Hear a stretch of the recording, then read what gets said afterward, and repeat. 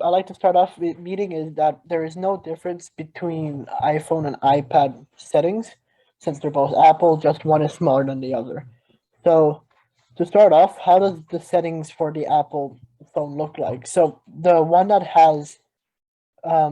trying to highlight over right now, where it says settings, is the general settings. So if we click on that, we'll enter into this portion here.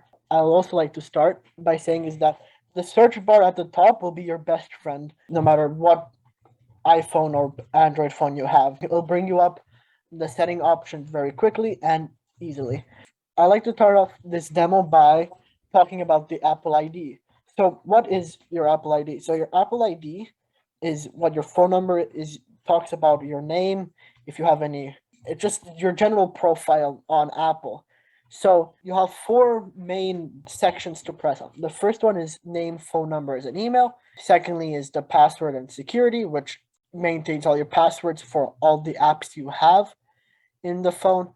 However, it also maintains like your security settings, so your Apple, your iPhone or your iPad password or any other else. Underneath that, we have payment and subscriptions. So this just means if you have a credit card linked up and if you do buy something automatically off of Amazon or eBay, then it knows automatically where to ship it to, which address to. And then subscriptions is if you have an Apple TV subscription, if you have an iTunes subscription, etc., etc. And now moving down here, we have another four sections.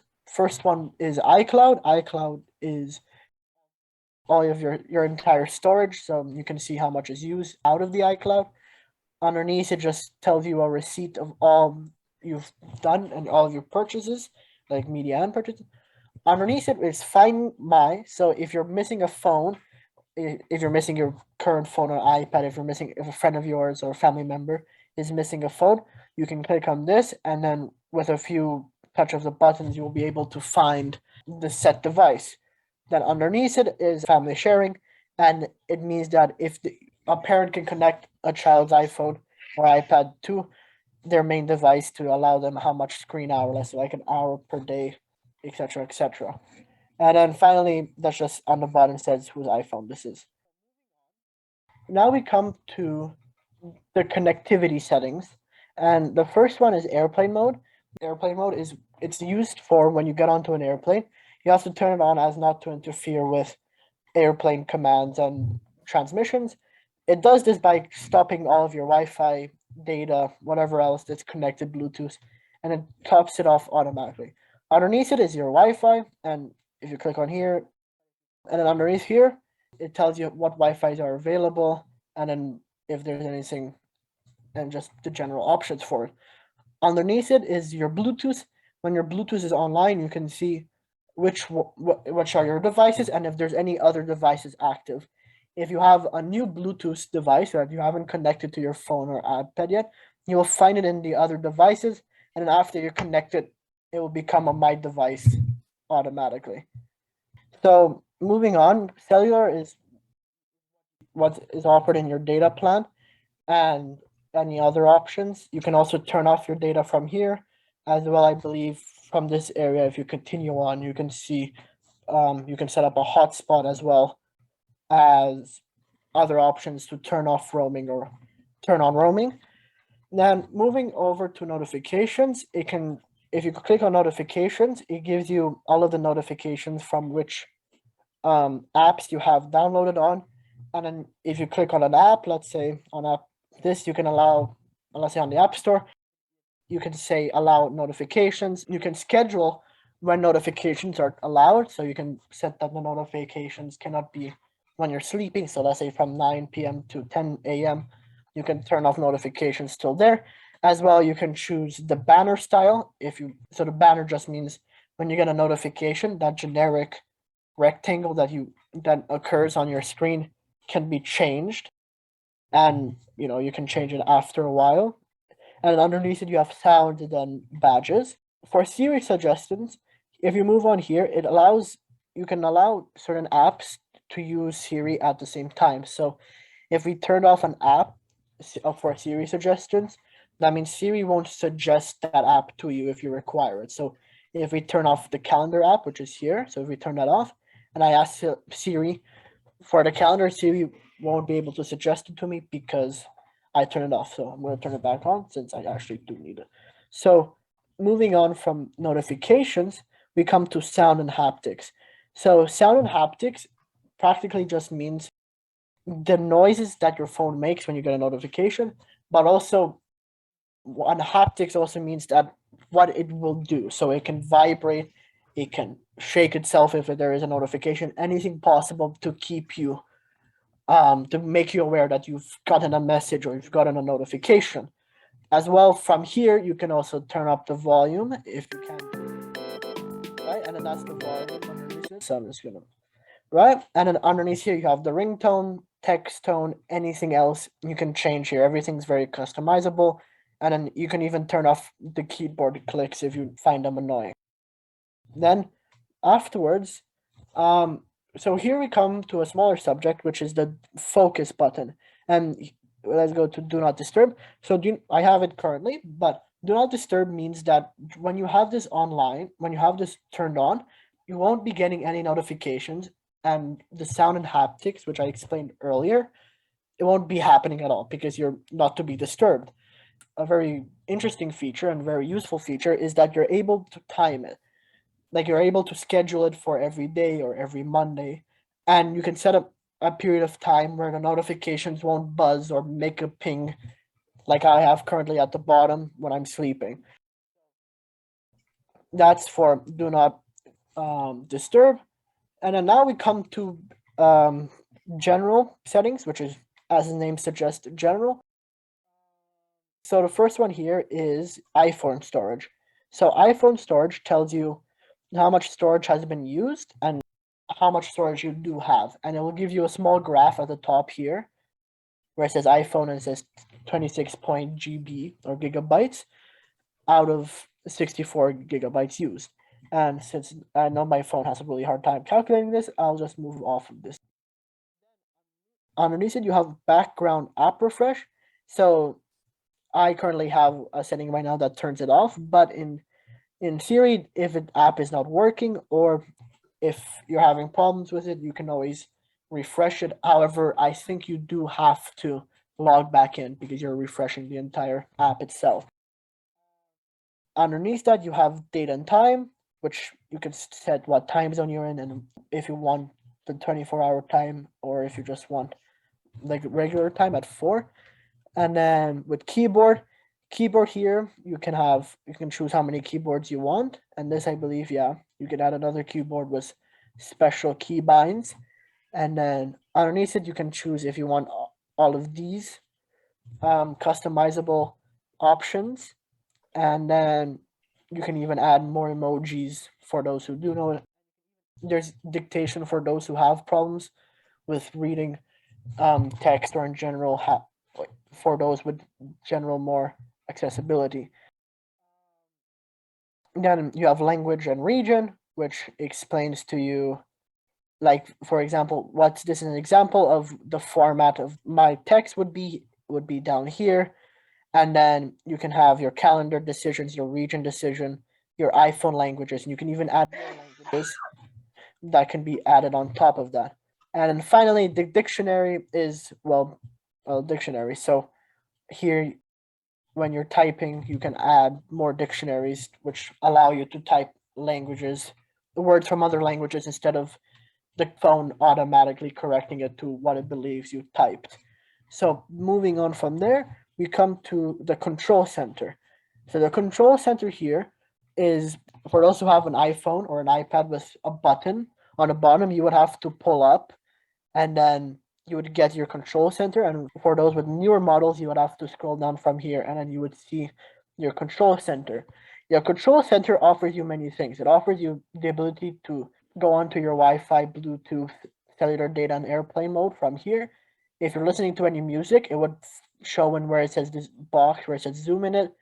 This is for you to lock the screen in one place. So if you would turn the screen on its side, it would still remain vertical. That there is for screen sharing your phone or your iPad to a TV.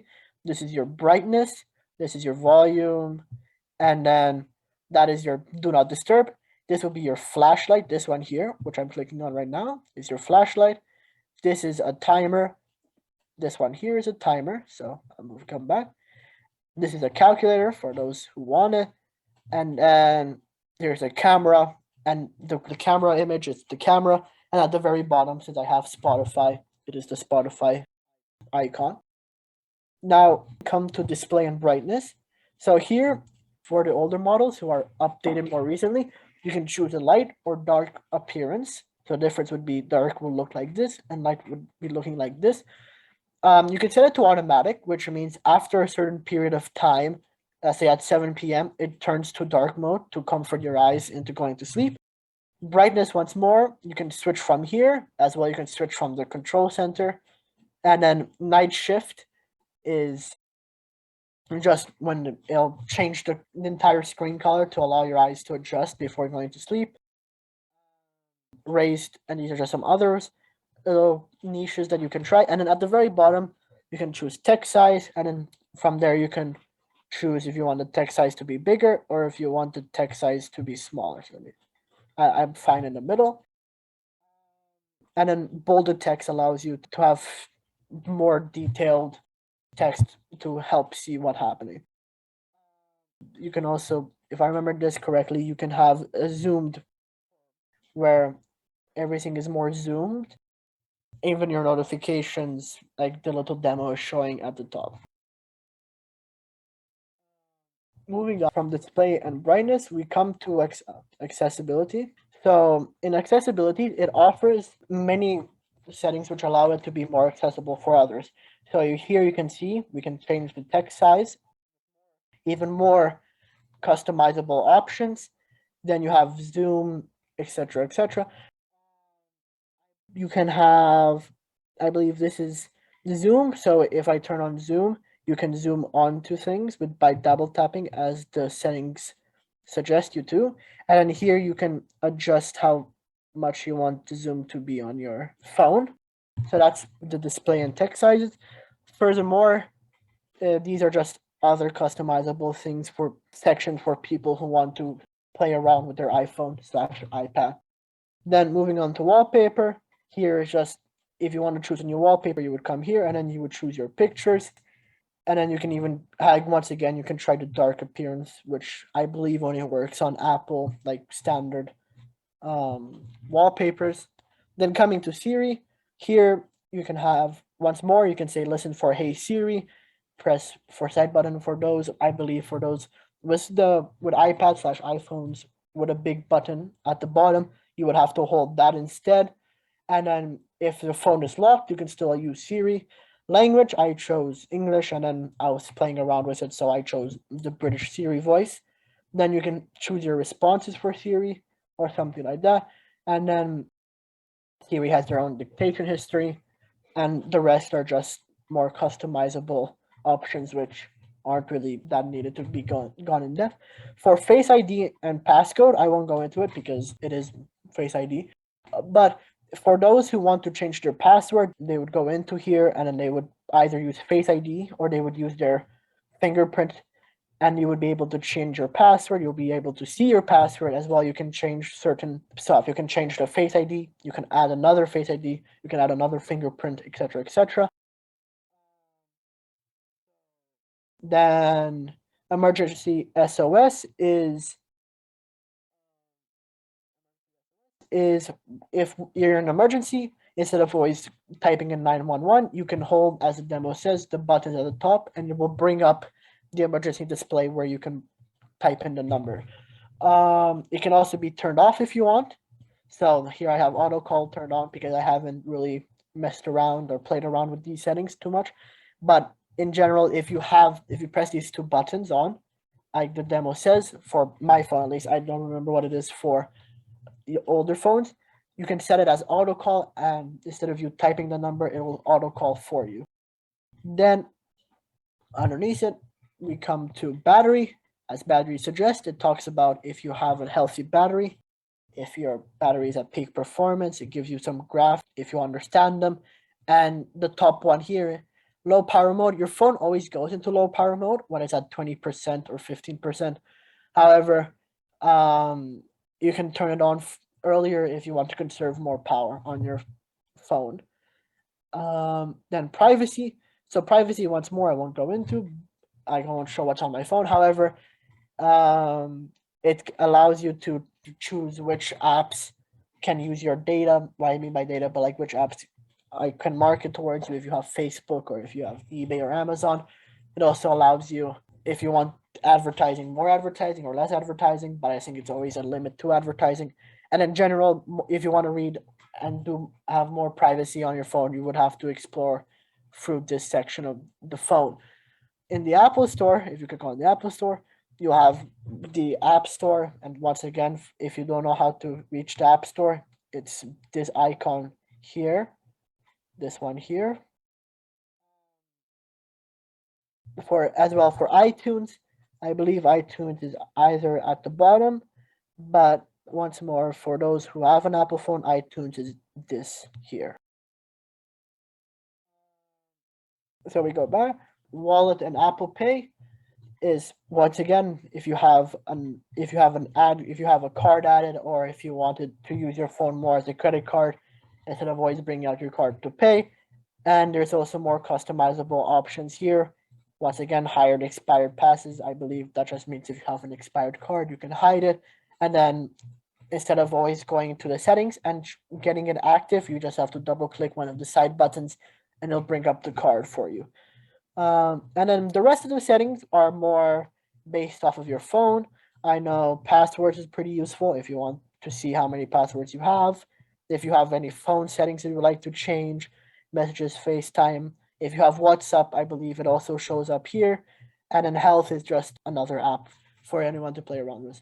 So that's pretty much it.